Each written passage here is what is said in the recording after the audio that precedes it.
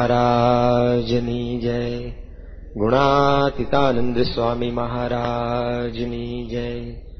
भगत जी महाराजनी जय। शास्त्री जी महाराजनी जय। योगी जी महाराजनी जय। प्रमुख स्वामी महाराजनी जय। ब्रह्म स्वरूप योगी जी महाराज એમની બૌદ્ધ કથાઓમાં એક દ્રષ્ટાંત આપતા. એક ભાઈ હતા, એમણે એક પોપટ પાળેલો. પોપટ એમના ઘરની અંદર રહેતો, પરંતુ એ ભાઈને વિચાર થયો કે આ બિચારું નાનકડું પક્ષી, પણ જો ઘરની અંદર બિલાડી આવશે અને આપણે અહીંયા આવીશું નહીં તો આ પોપટને પોતે ખાઈ જશે. એટલે પોપટને એમણે પોતે શીખવાડી દીધું કે બિલ્લી આવે તો ભાગ જાના. અને પોપટ તો આપણે જાણીએ છીએ કે તમે જે પ્રમાણે એને શીખવાડે પ્રમાણે બોલી પણ બતાવે. એટલે પેલા પોપટને આ પાઠ છે એ બરાબર મોઢે કરાવી દીધો કે બિલ્લી આવે તો ભાગ જાના, બિલ્લી આવે તો ભાગ જાના. 5 વાર બોલાય, પોપટને મોઢે થઈ ગયો. અને પોપટ પછી આખો દિવસ આ બોલ્યા કરે કે બિલ્લી આવે તો ભાગ જાના. પેલા ભાઈ હતા, એમને થયું કે હવે આ પોપટને કઈ વાંધો આવશે નહીં, બિલાડી આવશે એટલે ભાગી જશે, પોતે બચી જશે. ભાઈ પોતે કામકાજ પ્રસંગે ઘરની બહાર નીકળ્યા. આ બાજુ પોપટ એકલો હતો ઘરમાં, અને ખરેખર બિલાડી આવી, પરંતુ પોપટ બોલ્યા જ કરે કે બિલ્લી આવે તો ભાગ જાના, બિલ્લી આવે તો ભાગ જાના. આમાં બિલાડી પેલા પોપટની નજીક આવી તો પોપટ પેલું બોલ્યા જ કરે બિલ્લી આવે તો ભાગ જાના. અને એમ કરતા બિલ્લીએ પોપટની ગરચી પકડી તો એ પોપટ શું બોલ્યા કરે, બિલ્લી આવે તો ભાગ જાના. અને એમ કરતા બિલાડી આખી પોપટને ખાઈ ગઈ તો એ મરતા સુધી બોલ્યા કર્યો કે બિલ્લી આવે તો ભાગ જાના, બિલ્લી આવે તો ભાગ જાના. યોગીજી મહારાજ કહેતા દ્રષ્ટાંત આપે કે બિલ્લી આવે તો ભાગ જાના એ શીખવાડીને બિલાડીને બતાવવાની જરૂર હતી પેસ કે ભાઈ આને બિલાડી ક્યાં નહીં આવે તો ભાગવાનું છે. ખાલી મોઢે કરાવી દીધું, પણ બિલાડી બતાવી નહીં તો બિલાડી આવી પકડીને ખાઈ ગઈ તો એ પોતે છૂટી શક્યો નહીં. એમ આપણે સત્સંગ કથામાં ઘણી વાર સાંભળતા જ કુસંગથી દૂર રહેવું, કુસંગથી છેટે રહેવું. પણ એ કુસંગ શું એ ઓળખ્યા હોય તો પછી છેટે રહીને ખબર પડે ને. તો ઘણી વાર કુસંગમાં જ બેઠો હોય બોલ્યા કરે કુસંગથી છેટે રહેવું સારું. કે સંતો ઘણી વાર વાત કરે ને કે એક મહાત્મા હતા, હોકો ગગડાવતા હતા.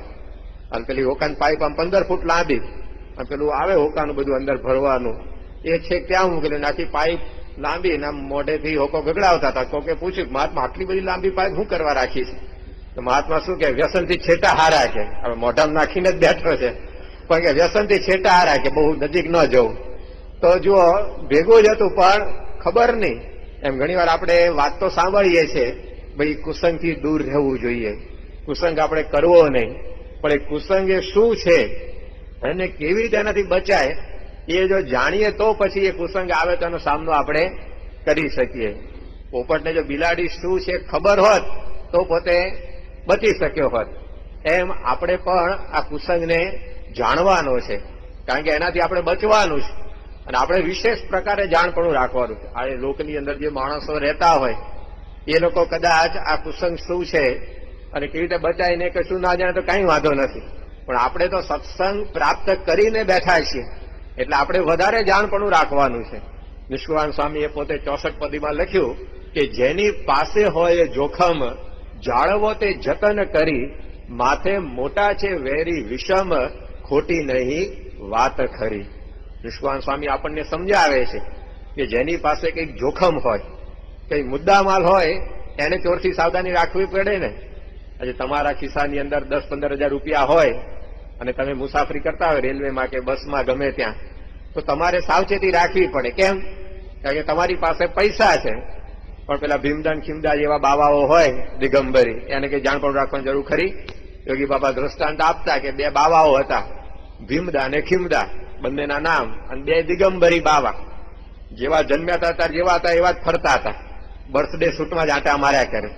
બર્થડે શૂટ એટલે સમજ્યા ને, લગ્નનો શૂટ જુદો હોય. એમ બર્થડે શૂટ એટલે જે દાડ તમારો જન્મ થયો જે શૂટ પહેરીને તમે અહીંયા આવ્યા હોય પૃથ્વી ઉપર, એ શૂટમાં ફરતા હતા. એટલે એમને એમ જ દિશા એ જ વસ્ત્ર એમના. અને આ રીતે ફરતા ફરતા ધર્મશાળામાં પહોંચ્યા. સમય સાંજે રાત પડી જવા આવેલી એટલે બંને થયું કે આપણે અહીંયા ઉતારો કરીએ, રાતવાસો કરીએ. કાલ સવારે પછી આગળ વધીશું. એટલે સાંજ પડી ગઈ હતી, લગભગ 7-7:30 સમય થયેલો અને આ ધર્મશાળાની અંદર એ બંને જણા ઉતર્યા. એટલે ધર્મશાળાની સામે બધા કેટલાક ગઠિયાઓ બેસી રહ્યા હતા, ચોર માણસો. એ બધા તપાસ કરે કે આ કોણ ધર્મશાળામાં હાજે ઉતર્યું છે, પછી રાતે હાથ ફેરો કરવો હોય તો કામમાં આવે. એમાં આ બધા જે બેઠેલા ચોર માણસો એમને આમ પેલું અડધું અંધારું અડધું અજવાળું જેવું જોયું ને એમાં જોયું કે આ 2 જણા અંદર ગયા છે. એટલે એમને થયું કે આજે રાત્રે આપણે એમને ધાડ પાડીને લૂંટી લઈશું. એટલે 2-2:30 વાગ્યાનો રાત્રે સમય થયો અને આ 2-3 ચોર હતા એ ધર્મશાળામાં ગયા. પેલા ભીમદા ને ખીમદા જ્યાં સૂતેલા ત્યાં આગળ પહોંચ્યા. એમાં એક ચોર હતો, એ ભીમદાના શરીર ઉપર આમ ધીમે ધીમે હાથ ફેરવવા માંડ્યો, કારણ કે તપાસ કરવી પડે કઈ બાજુ ગજવું બજવું છે, સીધી કાતર ન ચલાવાય. એટલે તપાસ કરતો હતો. એટલે હાથ ફેરવા માંડ્યો. પેલો ભીમદા તો જાગી ગયો, પણ એને કઈ ચિંતા તો હતી જ નહીં, કારણ કે ખિસ્સું જ હતું ને પછી લૂંટાવાનું હતું એને. એટલે એ તો પડ્યો રહ્યો શાંતિથી. પેલો ચોર આમ ધીમે ધીમે મોઢે ના ધીમે ધીમે હાથ ફેરવે. એમાં પછી બાજુમાં ખીમદા સૂતેલો, તો ખીમદાને જગાડ્યો ભીમદાએ અને ધીમે રહીને વાત કરી કે ખીમદા કે શું કે કોક આયું લાગે છે શરીર ઉપર કે હાથ ફેરવે છે. પેલો ખીમદા હું કે પડ્યો કે મારી બાજુ મોકલ ને, કે મારા શરીર હાથ ફેરવે મારા થોડાક મચ્છરા ઉડે, કે ઊંઘ હારી આવે. કે એટલે બાપા કે આવા ભેગા થયા હોય અને હવે લૂંટાવાનો કઈ ભય ખરો? કઈ કશું પાસે છે જ નહીં. અને એમ સ્વામી કહેતા કે આ દુનિયાની પાસે તો ભગવાન નથી, સત્સંગ નથી, સત્પુરુષ નથી એ લોકો પાસે. તે લોકો તો ઉભાંગળ વર્તે, ગમે તે ખાય પીવે, તેને કાંઈ ચિંતા નથી. પરંતુ આપણે તો ભગવાનને પ્રાપ્ત કરીને બેઠા છે. આપણને આવો સત્સંગ મળ્યો છે, આપણને પ્રમુખ સ્વામી મહારાજ જેવા સત્પુરુષ મળ્યા છે, તો આપણે એવા કુસંગથી વિશેષ જાણપણું રાખવું પડે. નિષ્કાળ સ્વામીએ લખ્યું, માનો મળી છે મોટી વાત, હાથ આવી તેમાં હારજો રે, કરી જતન દિવસ રાત સૂતા બેઠા સંભાળજો રે. મોટો મળ્યો છે સત્સંગ, અંગે અચળ કરી રાખજો રે, રખે ચડે બીજાનો રંગ, એવું ડાપણ દૂર નાખજો રે. નિષ્કાળ સ્વામી કહે છે કે આપણને આ મોટી વાત મળી છે, માટે આપણે આ કુસંગથી ચેતવાનું છે. આજે આપણને આ સત્સંગ જે પ્રાપ્ત થયો છે, પ્રમુખ સ્વામી મહારાજનો જે સમાગમ આપણને પ્રાપ્ત થયો છે, એ કેટલો મોટો છે. ગુણાધ્યાન સ્વામી એમની વાતોમાં લખ્યું કે કોટી જપ કરીને, કોટી તપ કરીને, કોટી વ્રત કરીને, કોટી યજ્ઞ કરીને, કોટી દાન કરીને જે ભગવાન અને જે સાધુને પામવાતા, એ ભગવાન અને એ સાધુ સ્વામી કે આજે આપણને મળ્યા છે. આ 1.5 લીટીની વાત છે, પણ બહુ સમજવા જેવી છે. સ્વામી આપણને શું મળ્યું છે સમજાવે છે. સ્વામી કહે છે કે કોટી જપ કરીને, હવે 1 કરોડ માળા કો ફેરવે એક આસને બેસી રહે, કેટલી મોટી વાત કહેવાય. હા, એવું છે આ જમાનામાં કળિયુગમાં. આ કલાકની સભામાં કેટલી વાર પલાઠીઓ બદલી નાખીએ આપણે. તો 15 મિનિટ પૂજા હોય, તેમાં સંતો કહે કે કીડીઓ ચડે 15 મિનિટની પૂજામાં, જટ ઉભો થઈ જાય કે ક્યારે પૂજા અંકેલી નાસ્તા ભેગા થઈએ. તો આ તો કરોડ માળા ફેરવવાની, હવે કેટલી મોટી વાત કહેવાય. પછી પાછું આટલું નહીં, કારણ કે કરોડ તપ કરીને, કરોડ નિર્જળા ઉપવાસ કરવાના. શાસ્ત્રી મહારાજે 5 કયા છે આપણને આખા વર્ષની અંદર કરવાના નિર્જળા, ઘણા તેનું લિસ્ટે ખબર નહીં હોય, પરંતુ એ 5 ઉપવાસ કરવા આપણને અઘરા પડે. આમ એકાદશી પરમદાડા આવે છે, 3 ટાણા ફરાળ કર્યો તો આજે મંદિરમાં હરિભક્તો શું કે સંતો સ્વામી આજે તો અપ્પા બહુ લાગે, એટલે 2 કિલો ફરાળ ટટકારી ગયો, શેનો અપવાસ લાગે? પણ આપણને 3 ટાઈમ ફરાળ કર્યો તો અપવાસ લાગે. તો આ તો કરોડ નિર્જળા ઉપવાસ કરવાના, કરોડ માળા, કરોડ ઉપવાસ. પછી સ્વામી કહે કે કોટી યજ્ઞ કરીને, આખો ને આખો યજ્ઞ જ આપણે કરવાનો. મૂર્તિ પ્રતિષ્ઠાઓ થાય છે ને ત્યારે જે આપણે યજ્ઞ કરીએ છીએ તો આમ સામાન્ય યજ્ઞ કહેવાય, પણ મોટા અશ્વમેઘ યજ્ઞ કે જે તો રાજા જ પોતે કરી શકે, એવા યજ્ઞ કરોડ પાછા આપણે કરીએ. હવે કેટલું અઘરું છે. માનવાડ યજ્ઞમાં એક પાટલો નોંધાઈએ છીએ આપણે સંતો મંડે ત્યારે આ તો આખો નાખો યજ્ઞ જ આપણા તરફથી સ્પોન્સર.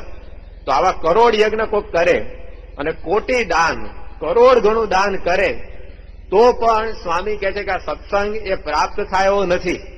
આવો મોટો સત્સંગ એ આપણને પ્રાપ્ત થયો છે. આટલી મોટી મિલકત હવે આપણી પાસે આવી ગઈ છે. એટલે નિષ્કાળ સ્વામી અને ગુણાધ્યાન સ્વામીને શ્રીજી મહારાજ કહે છે કે કુસંગથી માટે આપણે બચવાનું છે. કારણ કે આ વસ્તુ પ્રાપ્ત થઈ ગઈ પછી એને સાચવવી પડે ને, તે સાચવવા માટે સ્વામી કે આપણે આ કુસંગથી ચેતતા રહેવું, તો પછી આ સત્સંગ આપણો અચળ રહે, તે સત્સંગ આપણો દ્રઢ રહે. તે કુસંગનું મોટું વિઘ્ન સત્સંગ ઉપર છે. તેનાથી આપણે ચેતતા રહેવાનું. જેમ આજે ભારત આપણો દેશ છે, તો આજે ઘણા બધા શત્રુઓ આ દેશ ઉપર તૈયાર છે આક્રમણ કરવા માટે. તો ભાઈ સરકાર શું કરે છે? લશ્કર રાખે કે ભાઈ એના સામનો કરવા માટે આપણે પણ સજ્જ થવું પડશે. એમ આપણને આ સત્સંગ મળ્યો છે તો કુસંગનું એની ઉપર બહુ મોટું વિઘ્ન છે. તો એનાથી આપણે હવે જાગ્રત રહેવાનું, સાવચેત રહેવાનું. અને એની અંદર પહેલું પગથિયું આ છે કે પહેલા તેને ઓળખવો પડે કે આ કુસંગ છે શું. તો સ્વામી એમની વાતોમાં કહે કે 3 પ્રકારનો કુસંગ છે. ગુણાધ્યાન સ્વામી આપણને વિકટી સમજાવી કે કુસંગ છે ને 3 પ્રકારનો છે. એની અંદર દુનિયા માત્રના બધા કુસંગ આવી જાય. જે નિષ્કાન સ્વામી એમના ગ્રંથમાં લખ્યું છે કે ઘા વાન ઘસર કહો, એમાં દુનિયા માત્રના વાજિંત્ર આવી જાય. આપણને થાય કે આમાં કેમના વાજિંત્ર બધા આવી ગયા, તબલું ને હાર્મોનિયમ ને વાયોલિન ને ગિટાર ને ઢોલકું બધું. પણ નિષ્કાન સ્વામી કે ઘા વાન ઘસર કે એમાં બધા વાજિંત્ર આવી ગયા. કેવી રીતે? તો કેટલાક વાજિંત્ર છે ને તમે ઘા કરો તો વાગે. આ તબલું છે ને એને આમ ઠપકારવું પડે તારો ધબ ધબ અવાજ આવે. પેલું ઉપર નગારું વગાડીએ છીએ આરતીમાં, તેને ઉપર પેલો દાંડીનો ઘા કરવો પડે ત્યારે પોતે વાગે. તો કેટલાક ઘા મારવાથી વાગે, કેટલાક વા એટલે વાયુ, વાયુ ભરાય ને તો વાગે. હાર્મોનિયમ છે એમાં તમે પેલું આમ કરો એટલે અંદર હવા ભરાય હાર્મોનિયમમાં અને પછી આમાંથી અવાજ નીકળે.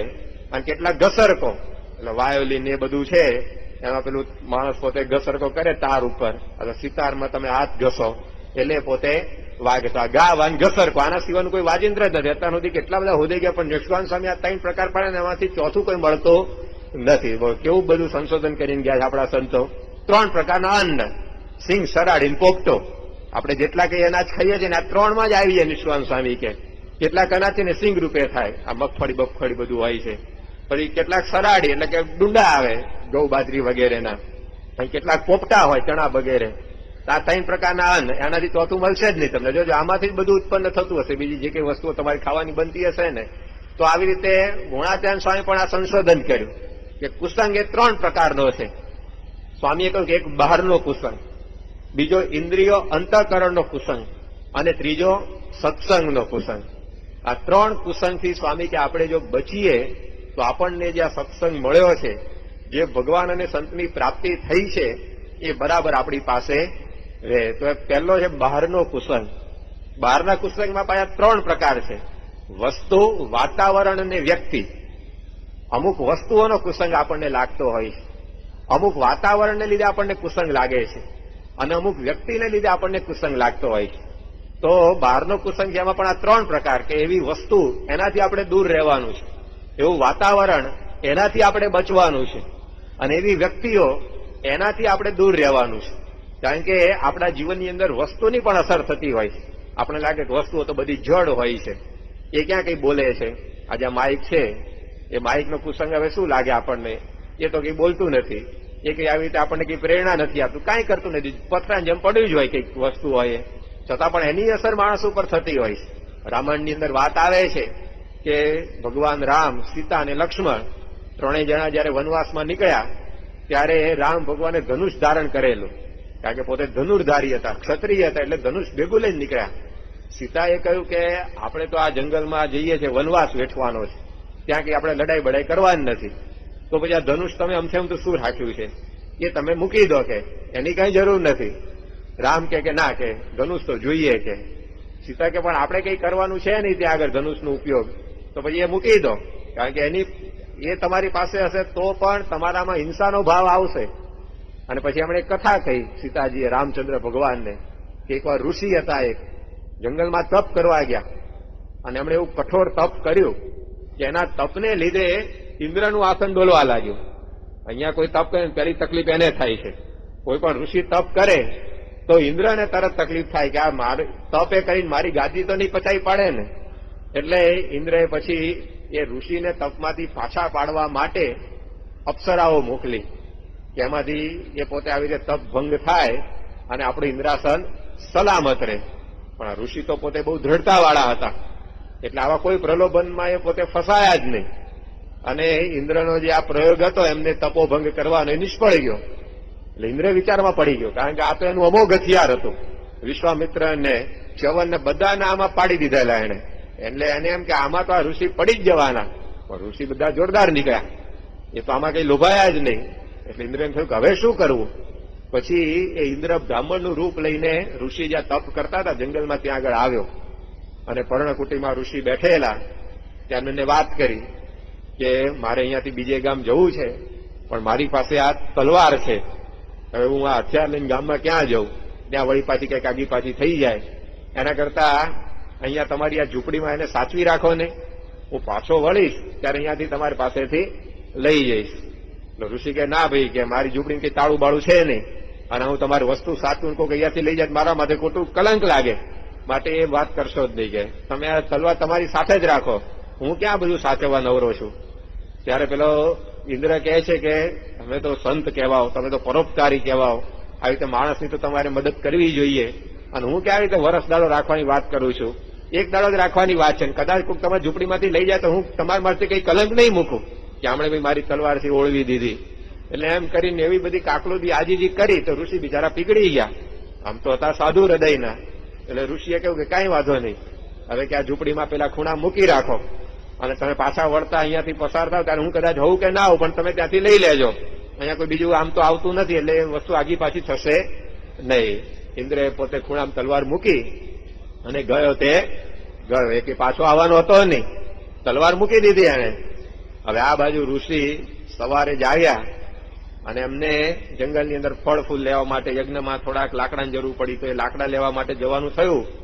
ઋષિને વિચાર આવ્યો કે આ તલવાર અહીંયા મૂકી રાખી છે, અને આપણે જો આ જંગલમાં જઈશું કોઈક આવીને લઈ જશે તો ભલે પેલા એ કહ્યું છે કે હું તમારા માથે કલંક નહીં મૂકું, તોય પણ પાછા લોકો તો બોલશે ને કે આની બધી વસ્તુ રાખીને સાચવી નો કે નાન તેન બધું. એટલે ઋષિને થયું કે લાવન ભેગી લેતા જઈએ, પાછા આવીશું ત્યાં લેતા આવશું. તલવાર લઈને ઋષિ નીકળ્યા અને જંગલની અંદર ફળ ફૂલ બધું વીણવા માટે જતા હતા. ત્યાં વીચ ઝાડી આવી. કેમે કરી રસ્તો આગળ હતો જ નહીં, જવા એવું હતું જ નહીં. એટલે ઋષિ પોતે મૂંઝવણ પડે, કરવું શું?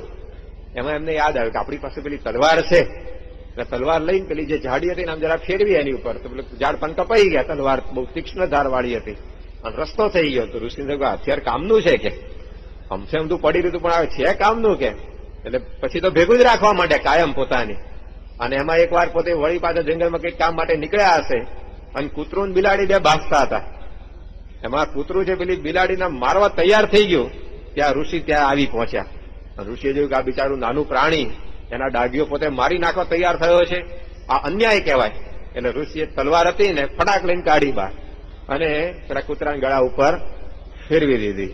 કૂતરું મરી ગયું, બિલાડી બચી ગઈ. ઋષિને થયું કે ન્યાય સારો થયો કે હથિયાર છે કામનું, કે હથિયાર છે કામનું. અને એમ કરતા કરતા એ જે તલવાર હતી એ પશુઓની ગરદન ઉપરથી માણસની ગરદન ઉપર ફરવા માંડી અને મુનિમાંથી ખૂની પોતે બની ગયા. જો આ જડ વસ્તુનો પણ પ્રભાવ. તલવાર કઈ બોલતી હતી? કશું જ નહીં, જેમ નથી એમની એમ જ હતી. છતાં પણ એ વસ્તુનો પ્રભાવ માણસના મન ઉપર હંમેશા પડતો જ હોય છે. તમારા હાથમાં જોજો લાકડી હશે ને તો ફળિયામાં કઈ કૂતરું નહીં બેઠો હોય તો ઓટલે ઠપકાતા જશે બધા. કોઈકના બારણે ઠપકારશે અને કઈક આવી રીતે રોડ ઉપર નહીં હોય તો ઠપકારશે. તો લાકડીની આજુબાજુ મારવાનો ભાવ હોય છે. તો એ લાકડી માણસને હંમેશા ઉગામવાનું મન થઈ જ જાય. માળા હોય તો આપણને હંમેશા ફેરવવાનું મન થાય જ, કારણ કે એની આજુબાજુ ભક્તિનો ભાવ હોય છે. તમારા ઘરની અંદર એક મહારાજની મૂર્તિ હોય તો એ મહારાજની મૂર્તિ તો આમ કેલેન્ડર કઈ બોલતું નથી, એ મૂર્તિ કઈ બોલતી નથી, છતાં પણ તમારા વિચારોમાં એને લીધે પરિવર્તન થાય.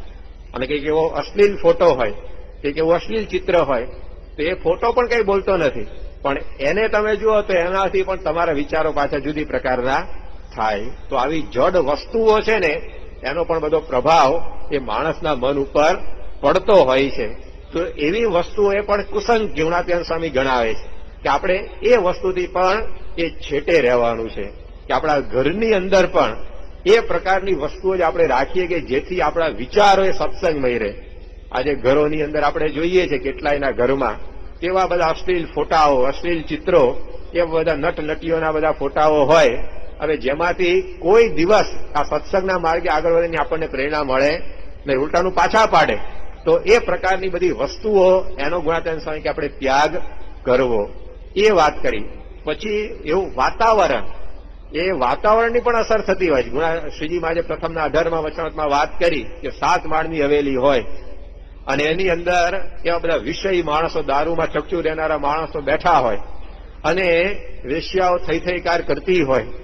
એ માણસો બધા એકબીજાને પરસ્પર દારૂ પાતા હોય ને પીતા હોય અને એ પ્રકારનું બધું સંગીત વાગતું હોય, એ સભાની અંદર જઈને કોક ભક્ત બેસે ને તો પણ એનું અંતઃકરણ ફરી જાય ને એને વિશે ભોગવવાનું મન થાય. અને મહારાજે બીજી વાત કરી કે ફાટેલી તૂટેલી ગોદડી ઉપર તૃણની ઝૂંપડીમાં બેસીને કોક પરમહંસ પોતે કથા કરતા હોય અને એ સભામાં કોઈ વિષય માણસ જઈને બેસે ને તો એને થઈ જાય કે ભગવાન ભજી લેવા જેવા છે. જો વાતાવરણની અસર થતી હોય છે તો આપણા જીવનમાં આપણા વિચારોની અંદર જેવું આપણે વાતાવરણ સેવીએ ને એવા આપણે પોતે બનતા હોઈએ છીએ. હવે એવું જ વાતાવરણ આપણે જો કુસંગનું સેવ્યા કરીએ તો પણ આ સત્સંગ આપણો ઘસાઈ જાય, કારણ કે એની પણ આપણા મન ઉપર અસર પડે છે. પરદેશની અંદર એક બહુ મોટો સ્ટોર હતો, ત્યાં આગળ એટલા બધા મોટા ડિપાર્ટમેન્ટો સ્ટોર હોય, ત્યાં તમને ટાંકણીથી માંડીને ગાડી સુધીની બધી જ વસ્તુઓ મળે. એક ટાંકણીથી માંડીને ગાડી ત્યાં સુધીની વસ્તુઓ મળે એવા બધા મોટા મોટા સ્ટોર હોય. હવે આવો મોટો એક સ્ટોર હતો, એમાં કોણ જાણે એક ચોર છે ને પેધી ગયો અને રોજ આવે અને 15-20-25 હજારનું વસ્તુઓ ઉઠાવી જાય. અને પેલા લોકોની વ્યવસ્થા બધી જોરદાર હતી, બધા કેમેરા ગોઠવેલા, ત્યાં આગળ બધા કેમેરા હોય કે સતત 24 કલાકે કેમેરા ચાલુ છે, જુદી જુદી જગ્યાએ ગોઠવે. આખા ડિપાર્ટમેન્ટલ સ્ટોરની અંદર કોણ શું કરે બધું તમને દેખાય. પરંતુ આ ચોર એવો આમ પાવરધો હતો કે પેલા કેમેરાની પકડમાં પણ આવે નહીં અને વસ્તુઓ બધી 20-25 હજારની રોજ ચોરાઈ જાય. હવે પેલા માણસો તો બધા વિચારમાં પડી ગયા, માલિકો, કે આ કોણ હશે કે આટલું બધું આપણી સિક્યોરિટી રાખી, તો માણસ તો બહાર ઉભો જ હોય છે, વળી પાછી આ કેમેરા બધા ગોઠવ્યા છે, વળી પાછી આપણે બીજા માણસો રોક્યા આ બધી ચોરી બંધ કરવા માટે, તો અટકતું નથી. તો કરવું શું આનું, કેવી રીતે આને પકડવું, કેવી રીતે આ બંધ કરવું? પછી કોકે એમને સલાહ આપી કે ભાઈ તમે આટલા બધા પ્રયત્ન કર્યા પણ ચોર હાથમાં નથી આવતો, એક કામ કરો. એ માણસે સલાહ એવી આપી કે એક કેસેટ એણે બનાવડાવી. કેસેટમાં ખાલી એક જ વાક્ય ટેપ કરેલું કે આઈ એમ ઓનેસ્ટ, આઈ કાન્ટ સ્ટીલ, કે હું પ્રામાણિક છું અને હું ક્યારે ચોરી કરું નહીં. આવું એક વાક્ય રેકોર્ડ કરાવ્યું. અને જેમ આપણે પેલી સ્વામિનારાયણ કેસેટ બહાર પડી છે ને, વાગ્યા જ કરે એનું એ જ આખો દિવસ. તેવી રીતે કેસેટ આખી જ્યારથી પેલી દુકાન શરૂ થાય ત્યારથી બંધ થાય ત્યાં સુધી આખા ડિપાર્ટમેન્ટલ સ્ટોરમાં એ વાગ્યા કરે. તમને એમ ડિસ્ટર્બ ના થાય પણ સતત તમારા કાનમાં એ વાક્ય ધીમે ધીમે સંભળાયા કરે. તો પેલો જે ચોર આવતો હતો ચોરી કરવા માટે, તો એ પોતે ચોરી કરવા માટે આવ્યો. પહેલા દિવસે તો જે પ્રમાણે ચોરી કરતો હતો રોજ એ પ્રમાણે કરી. બીજા દિવસે આવ્યો ત્યારે વળી પાછું પેલું જે વાક્ય સંભળાતું હતું એને થયું કે આપણે પ્રામાણિક રહેવું જોઈએ, આપણે ચોરી ન થાય. તો એ પેલો વર્ષોનો ધંધો પડી ગયો હોય તો એક વખત કેમનું આવી રીતે તરત અંતઃકરણ ફરે. આપણે કેટલા વખતથી કથા સાંભળે ત્યારે માંડ 10 વર્ષે પૂજા લેવાય, 15મા વર્ષે તિલક ચાંદલો શરૂ થાય, 20મા વર્ષે ડુંગળી લસણ મુકાય અને ત્યારે માંડ ભ્રમરૂપ થઈ જાય 50 વર્ષે. તો હવે આને એકદમ કેમનું અંતઃકરણ ફરે? એટલે 2-3 દાડા સુધી તો કઈ ફેર પડ્યો જ નહીં. પણ પેલા વાતાવરણ જે આખું પેલા શબ્દોને લીધે આખા સ્ટોરની અંદર તૈયાર થતું હતું કે ભાઈ આપણે પ્રામાણિક રહેવું જોઈએ, આપણે ચોરી ના થાય, એ પ્રકારના શબ્દો એ એના મનની અંદર કાયમ પડવા માંડ્યા અને ધીમે ધીમે કરતા ચોરીનું પ્રમાણ ઘટવા માંડ્યું. અને એમ કરતા કરતા 15 દિવસની અંદર પેલો જે માણસ હતો એના આખા વિચારો બધા ફરી ગયા, ચોરી કરવા આવતો બંધ પોતે થઈ ગયો. આ બનેલો દાખલો છે. જો આ વાતાવરણની અસર એ માણસ ઉપર હંમેશા થતી હોય છે, તો આપણે એવું વાતાવરણ સેવવું કે જેનાથી આ સત્સંગના જ વિચારો આપણા અંતરની અંદર રમ્યા કરે. પ્રમુખ સ્વામી મહારાજ પરદેશમાં એકવાર હતા અમેરિકામાં, અને ત્યાં આગળ લાસ વેગાસની અંદર સ્વામીને જવાનું થયું. લાસ વેગાસ છે ને દુનિયાની મોટા મોટી જુગારી નગરી છે. દુનિયામાં સૌથી વધારે જુગાર એ લાસ વેગાસ એ શહેર છે ત્યાં આગળ રમાય છે. એ સ્વામીની સાથે બધા કેટલાક યુવકો ફરતા હતા. એ બધા યુવકોને ખબર કે આ લાસ વેગાસ આવું બહુ મોટું જુગારનું કેન્દ્ર છે અને જુદી જુદી પ્રકારના બધા મશીનો હોય જુગાર રમવાના અને બધી અદભુત બધી રોશનીઓ નાન તેને બધું કર્યું હોય. એટલે સ્વામીને વાત કરી કે સ્વામી અહીંયા સુધી આપણે આવ્યા છીએ તો તમે તો બધા સત્સંગ સભા નાન તમે કાર્યક્રમ છે પણ અમે એકવાર આમ લટાર મારીને બહારથી જ જોઈશું. જુગારના જે બધા અડ્ડાઓ હોય ત્યાં અંદર નહીં જઈએ પણ આમ કેવી રોશની છે કેવી બધી વ્યવસ્થા છે એ બધી જોવા જઈએ. કારણ કે રહેવા દો કે કઈ જવા જેવું નથી ત્યાં આગળ. પણ યુવકો બધા આગ્રહ સ્વામીને કર્યો એટલે સ્વામી કહ્યું સારું જાઓ રોશની વોશની જોઈએ આવો, પણ જોજો કે અંદર પગ કોઈ પગથિયું ચડતા નહીં. એટલે યુવકો બધા ઉપડ્યા અને બધી ઝાક જમાડ એવી અદભુત હતી, કારણ કે માણસોને આકર્ષવાના હોય એટલે બધી અદભુત આવી રોશની ત્યાં આગળ ગોઠવેલી. છોકરાઓને થયું કે બહાર આટલું બધું જાગ જમાડ કરી છે, અંદર તો શું હશે કે. એટલે બધાને થયું કે આપણે અંદર જઈને જુગાર તો રમવો જ નથી, પણ ખાલી જોવા માટે જઈએ.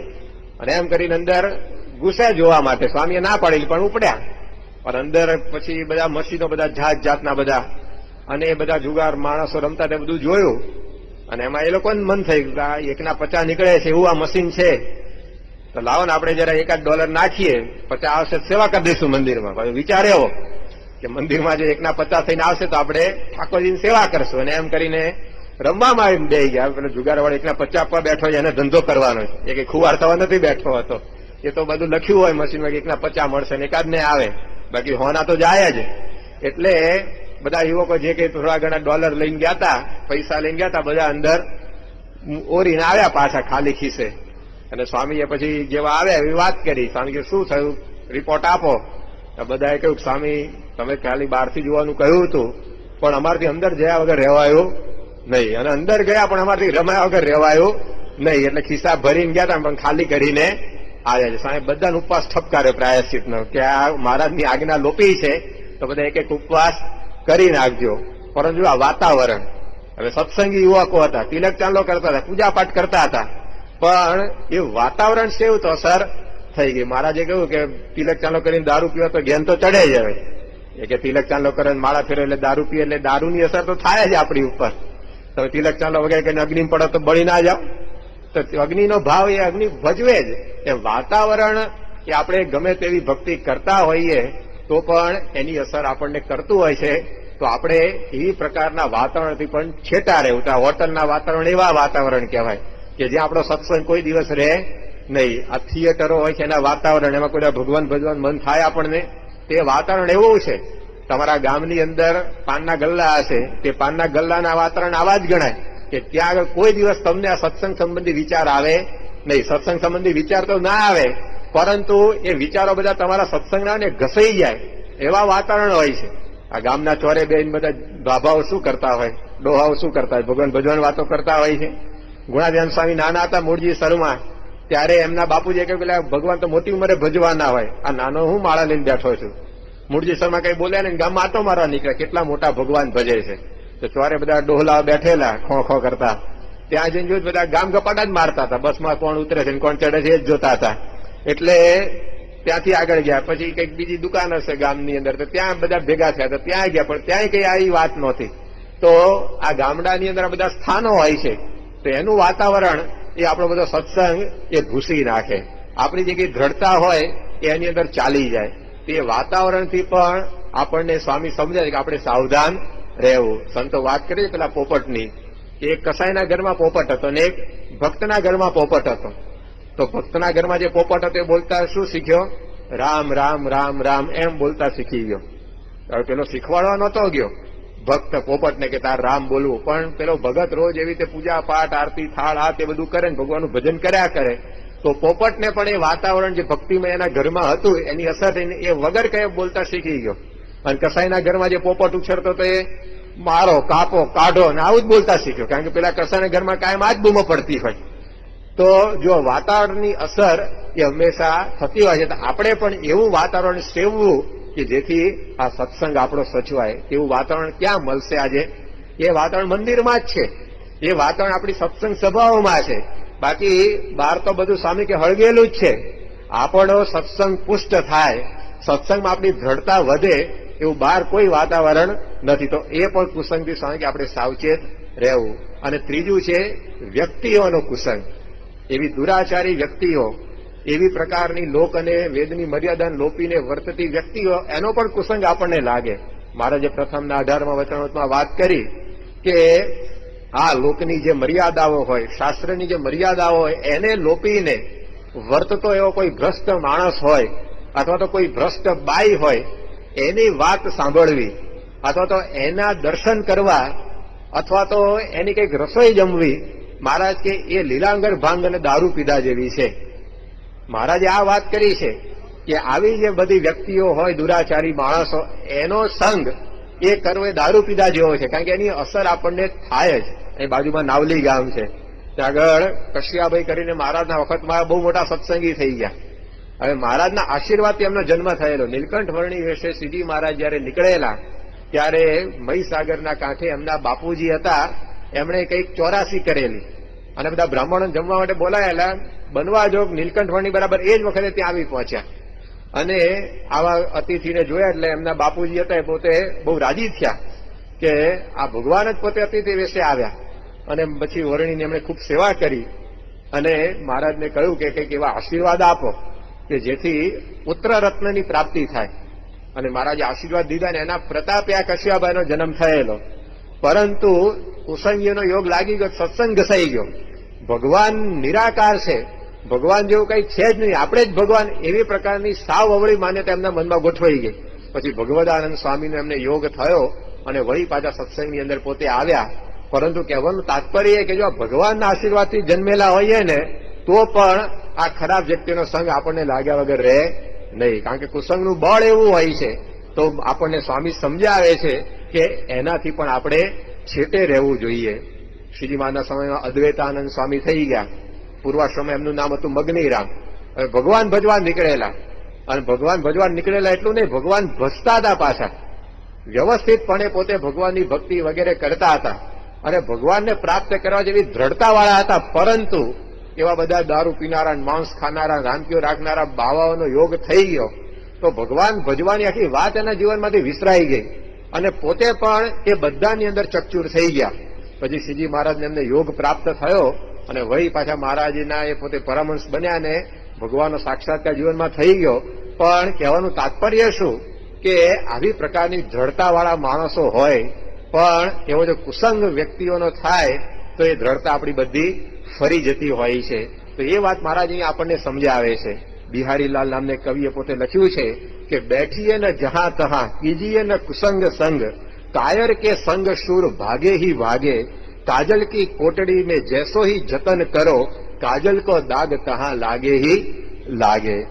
એ પોતે સમજાવે છે કે તમે કાજળની કોટડી હવે એની અંદર રહ્યા હો તો ગમે તેટલી તમે સાવચેતી રાખો ને તો એ તમને ડાઘ લાગ્યા વગર રહેતો નથી. સ્કૂટર જેની પાસે હશે, ગાડી જેની પાસે હશે એને અનુભવ થતા હશે.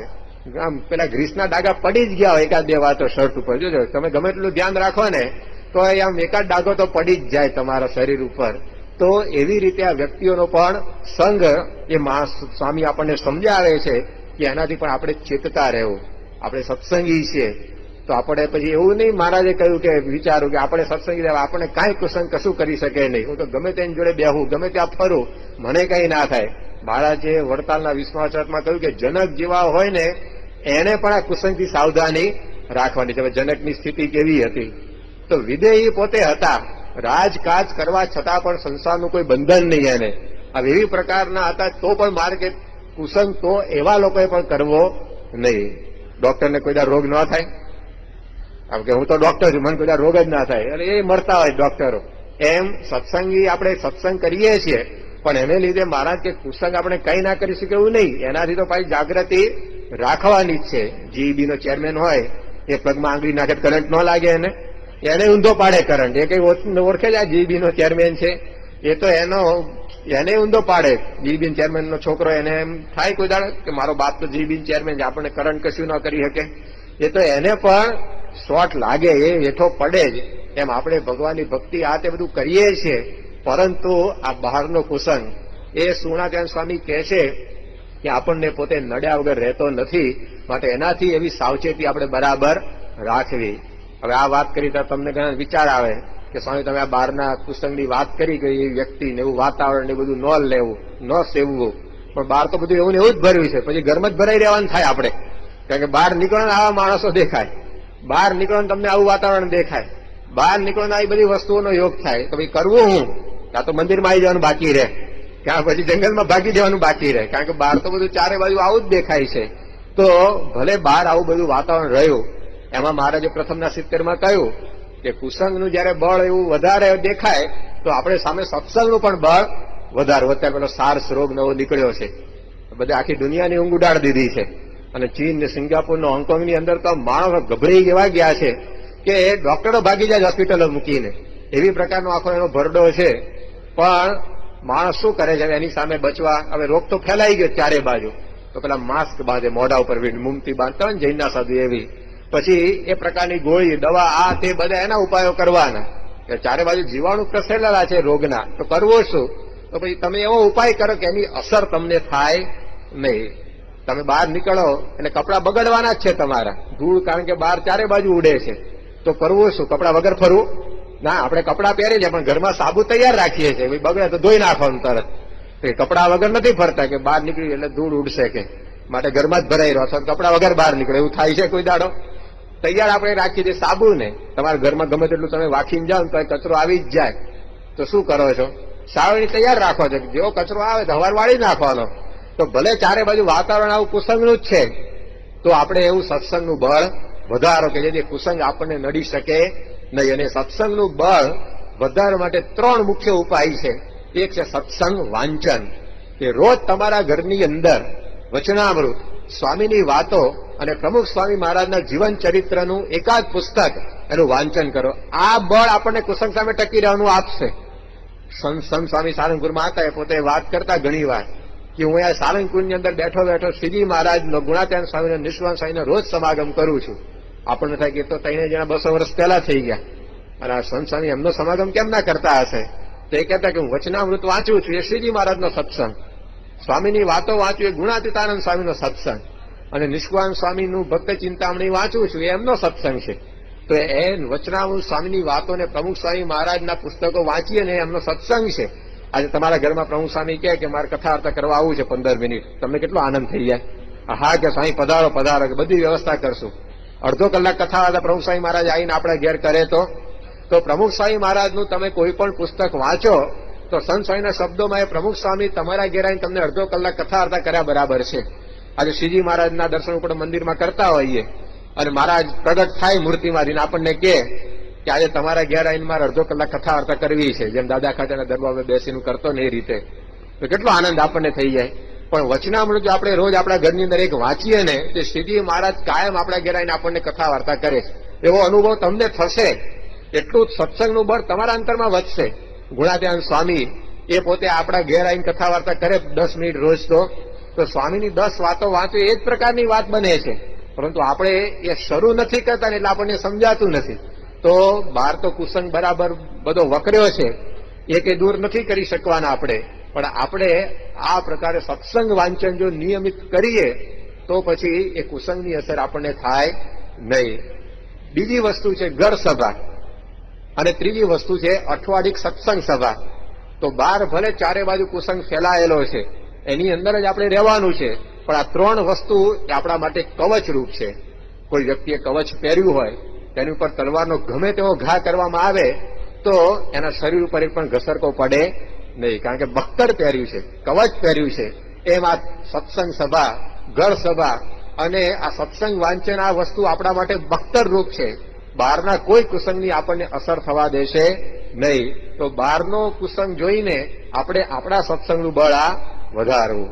દલપતરામ પોતે વાત કરતા કે આ સંસાર છે ને સાપ નોળિયાની રમત જેવો છે. સાપ અને નોળિયો બાજે, આમાં સાપ છે ને નોળિયાને ડંખ મારે ને તો પણ નોળિયો કોઈ દાડ મરે નહીં. કેમ?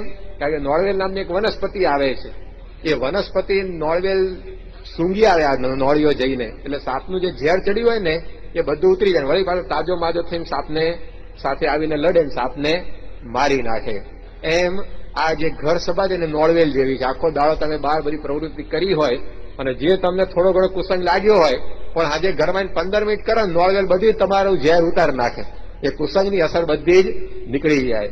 સવારે ઉઠીને પૂજાથી પરવારીને વચનામૃત સ્વામીની વાતો વાંચો, તરત આખા દાડાનો કુસંગ એ તમારો ઉતારી નાખે. તે નોળવેલ જેવી આ વસ્તુઓ છે, તેનાથી આપણે આ કુસંગની સામે બચી શકીએ.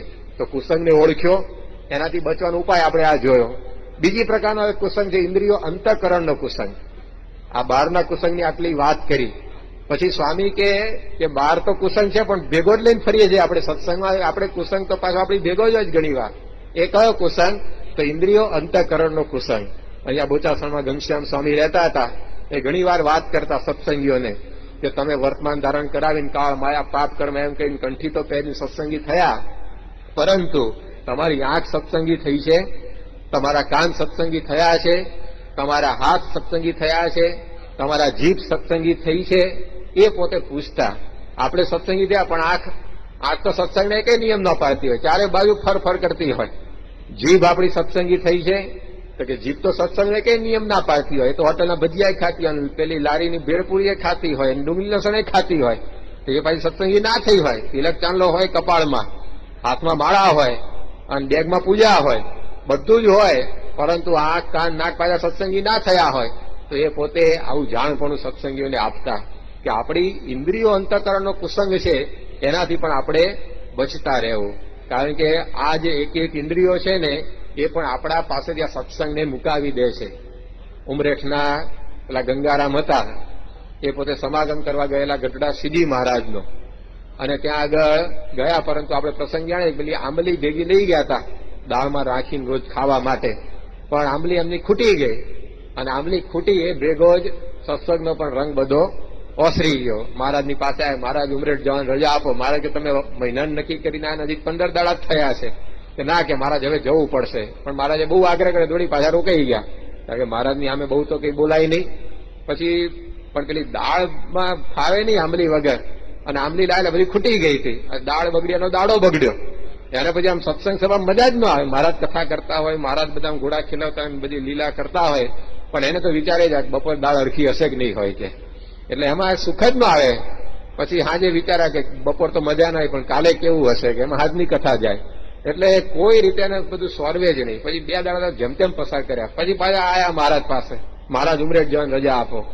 મહારાજ કે પણ તકલીફ શું છે, કોઈ વઢ્યું ધખ્યું કે ઉતારામાં તકલીફ આ તે કહો તો દૂર કરીએ.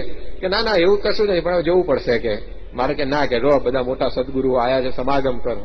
એટલે વળી પાછા મહારાજે એટલે રોકાઈ ગયા. પણ 2 દાડા પાછા જેમ તેમ પસાર કર્યા. 1 મિનિટ એક યુગ જેવી લાગે. ઘણાના 1.5 દાડા આવ્યા છે ને એમાં આવો અનુભવ થશે કે આવું ક્યારે સંતો છોડે કે કાલે બપોરે. પરંતુ આમ આ ગંગારામને એવું થયું કે આ મહારાજ કે કરે છે, પણ હવે જોવું જ પડશે. કે પછી તો 2 દાડા માંડવાળ પસાર કરે ને 3 દાડા તો બિસ્તરા પોટલા લઈને જ આયા મહારાજ જોડે. એટલે મહારાજને ખબર પડે કે હવે અમને રજા દેવી જ પડશે. કે ઘણા બધી તૈયારી કરીને આવે સ્વામી પાસે, સ્વામી આવા આશીર્વાદ આપો. કે આશીર્વાદનું પ્રિસ્ક્રિપ્શન આપે પ્રમુખ સ્વામી મહારાજને કે આ પ્રકારના તમારા આશીર્વાદ અમારને આપવાના છે. તો એમાં બધી તૈયારી કરીને જ આવ્યા. અને મહારાજે જોયું કે હવે આ તો બધું તૈયાર કરીને આવ્યા છે, બધું સમેટીને. તો મહારાજે પૂછ્યું કે ભાઈ તમને શું તકલીફ છે? ત્યાં અમે મહિનાથી વધારે રોક્યા તો તમે જવાની વાત કરો બરાબર છે, પણ મહિનાનું તમે નક્કી કરીને આવ્યા છો અને હજી તો 20 દાડા જ થયા છે. તો એ તો કઈ બોલ્યા નહીં, પણ એમનો નાનો છોકરો હતો હરિકૃષ્ણ, એને કહ્યું કે મહારાજ બાપુજીની આંબલી છે ને ખૂટી ગઈ છે, એટલે ઘેર જવાની વાત કરે. મહારાજ કે એવું છે, આંબલી અમે આપીએ? કે ના, મારા ચરોતર જેવી અહીંની આંબલી નહીં. તો આવી જ ગયા પાછા ઉમરેઠ ગઢડાથી. જો આ જીભનો કુસંગ, આ ચટાકા બધા જીભના મહારાજનો સમાગમ આખો છોડાઈ દીધો. આપણે સત્સંગમાં ગયા હોય આમ ઉત્સવ સમયમાં હરકી ચા ના મળે, એમાં સમયો બગડી જાય ઘણા. કે સમયો કેવો છે, ફૂલદોનો સારંગો રાખે, જવા દે કે કેમ કરે, ચા બેકાર હતી. કે એટલે સ્વામીએ રંગ છાટ્યો, આશીર્વાદ આપ્યા, દર્શન થયા, ઠાકોરજીના દર્શન થયા, પણ ચા બગડી એટલે સમયો બગડ્યો, ઉતારો બગડે એટલે સમયો બગડે. આ બધું ઇન્દ્રિયો અંતઃકરણનો કુસંગ કહેવાય. તો સ્વામી કે એનાથી પણ આપણો આ સત્સંગ પોતે ઘસાઈ જતો હોય છે. તો આંખનો કુસંગ આપણને લાગી જાય. તો આંખનો કુસંગ કેવી રીતે લાગે છે? ટીવી દ્વારા, સિનેમાઓ દ્વારા, મેગેઝિન દ્વારા. આ બધા આંખના કુસંગ પોષનારા પરિબળો છે. એનાથી આપણે એ બચવાનું છે. આ જે ટીવી ને સિનેમા નાન તેન બધું આજે ચારે બાજુ ચાલ્યું છે, એ આંખનો કુસંગ છે. એના દ્વારા જે બધું અંતરમાં ભરાય છે ને, સત્સંગનું સુખ આપણને લેવા દેતા નથી. યોગીજી મહારાજ હાઈ ચણાની વાત કરતા. એક બ્રાહ્મણ છે ને, 84 હતી તો જમવા નીકળ્યો ઘેરથી, પણ એને થયું કે હવે બધું 10-15 માઇલનું અંતર કાપવાનું છે, તો લાવો નામ થોડાક દાળિયા ભેગા લેતો જો. એટલે કંઈક વચ્ચે રસ્તામાં ભૂખ લાગી, કંઈક હવે વિઘ્ન આવ્યું રસ્તામાં, તો થોડું કંઈક હાથ હોગું ભાતું હોય, ખાવામાં કામમાં આવે, એટલે ચણા ભેગા લઈ ગયો હતો. અને 1-8 કિલોમીટર ચાલ્યો હશે અને ભૂખ લાગી, ગુડગુડિયા બોલવા માંડે, એટલે દાળિયાના 2 ફાંકા માર્યા. આ દાળિયા ખાને તરત આવું પાણી પીવડાવે તમને, એટલે લોટો ભરીને પાછું પાણી પીધું. વળી પાછો આગળ ગયો, થોડીક આમ પાછી ભૂખ લાગી તો વળી પાછા ચણા ખાધા, વળી પાછું લોટો પાણી ઠપકાર્યું. અને એમ કરતા કરતા 1.5 દાળિયા લઈ ગયો હતો. તે જ્યાં પહોંચવાનું હતું ત્યાં પહોંચ્યો ત્યાં 2 દાળિયા બધા ખાલી કરી નાખ્યા અને 2 ગળાનું પાણી પી ગયો છે હાલતા હાલતા. અને પછી 84 જમવા બેઠો તો પેટ એવું ટાઈટ થઈ ગયું હતું કે લાડવા ખાવા સમર્થ રહ્યો નહીં. કૂટવા માટે ભાણે બેહીને કે હાય ચણા કે આ લાડવા ખાવા દેતા નથી. એમ આપણે આ ટીવી સિનેમા દ્વારા એટલું બધું ભર્યું હોય અંદર, તો પ્રમુખ સ્વામી મહારાજ કથા વાર્તા કરે તો હાય ચણા જેવું થાય કે સુખ આપણને સત્સંગનું આવે નહીં. ઘણી વાર પ્રશ્ન થાય કે આટલો બધો સત્સંગ કરીએ કેમ સત્સંગનું સુખ આપણને આવતું નથી. મહારાજે કહ્યું કે ભગવાનના એક રોમમાં એટલું સુખ છે કે અનંત કોટી બ્રહ્માંડના વિષય એની ઉપર વારી ફેરી નાખી દઈએ. યોગીજી મહારાજ કહેતા કે આ સત્સંગનું સુખ કેસર કેરી એવું ગળ્યું છે. પ્રમુખ સ્વામી મહારાજને આપણે જોઈએ છીએ તે પોતે સત્સંગનું સુખ અખંડ ભોગવે છે, તો આપણને કેમ નથી આવતો? આજે પ્રમુખ સ્વામી મહારાજ જે સત્સંગ કરે છે એ સત્સંગ આપણે પણ કરીએ છીએ, તો એમને જે સુખ આવે છે ભલે એમને જેવું ન આવે અત્યારે, પણ 1% તો આવવું જોઈએ ને. પણ એટલો અનુભવ કેમ નથી થતો? કારણ કે ગળા સુધી ચણા ખાઈને આપણે સભામાં આવીએ છીએ કે 24 કલાકમાંથી 22 કલાક સુધી આ બધું જોયા કર્યું હોય, અને પછી કથામાં આવીને બેસી અથવા તો મહારાજના દર્શન કરી ક્યાંથી એ મૂર્તિ અંતરમાં ઉતરે, તો આપણને આ કુસંગ એ પણ આ લાગી જતો હોય છે. તો સ્વામી કે એનાથી પણ આપણે બચવાનું. પ્રમુખ સ્વામી મહારાજ એમના આશીર્વાદની અંદર વારંવાર આપણને આ વાત કરી છે કે આપણે જયારે સત્સંગી થયા ત્યારે આ પ્રકારની એ જે સિનેમા નાન તે બધું એનો તો ત્યાગ જ એ કરવો. મહારાજે શિક્ષાપત્રીમાં લખ્યું ભવાઈ જોવા જવું નહીં. તે વખતે ભવાઈ હતી, અત્યારે આ ભવાઈ છે ને હવે ઘરમાં આવી ટીવી દ્વારા ભવાઈ એ જોઈને ભાઈ કરવાની ઘરની અંદર. એટલે આ પ્રકારનું આખું બધું વાતાવરણ જે થયેલું છે, તો સ્વામી પણ એ વાત કરે છે તે શબ્દો આપણે ધારવાના. સ્વામીને કઈ આવી રીતે જે મહારાજે કહ્યું કે તમે અમારા કઈ બાપ મારે છે, તમે વિષય ભોગવાની તમને ના પાડીએ છીએ, એમ સ્વામી આપણને શું કરવા ના પાડે? કારણ કે એમને આ સત્સંગનું સુખ આપવું છે. એમની ઈચ્છા છે કે આપણે બધા જ એમના જેવું સુખ ભોગવીએ, અને એટલે એ કહે છે કે આ ચણા ખાવાનું તમે બંધ કરો, કે આ સિનેમા રૂપી ટીવી રૂપી જે ચણા છે ખાવાનું બંધ કરતા લાડુ મારે તમને આપવો છે. આ શેર ઘીના લસપતતા લાડુ છે એમ આપણને ખવડાવ્યા પ્રમુખ સ્વામી મહારાજને, પણ આપણે દાળિયામાંથી નવરા થતા નથી. તો એ કુસંગ સ્વામી કે